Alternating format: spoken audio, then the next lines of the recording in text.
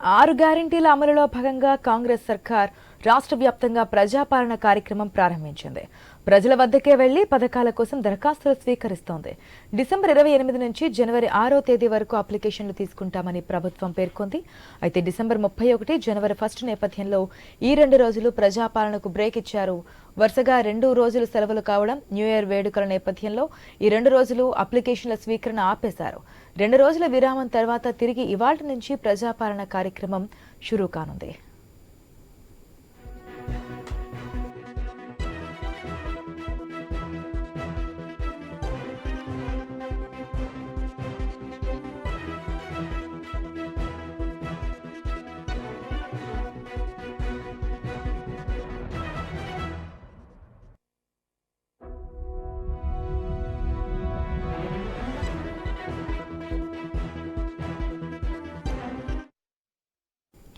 ఆరు గ్యారెంటీల అమలులో భాగంగా కాంగ్రెస్ సర్కార్ రాష్ట్ర వ్యాప్తంగా ప్రజాపాలన కార్యక్రమం ప్రారంభించింది.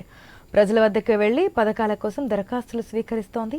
డిసెంబర్ 28 నుంచి జనవరి 6వ తేదీ వరకు అప్లికేషన్లు తీసుకుంటామని ప్రభుత్వం పేర్కొంది.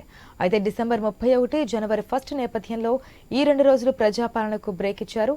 వరుసగా 2 సెలవులు కావడం, న్యూ ఇయర్ వేడుకల నేపథ్యంలో ఈ 2 రోజుల అప్లికేషన్ల స్వీకరణ ఆపేశారు. 2 రోజుల విరామం తర్వాత తిరిగి ఇవాళ్టి నుంచి ప్రజాపాలన కార్యక్రమం మళ్లీ షురూ కానుంది.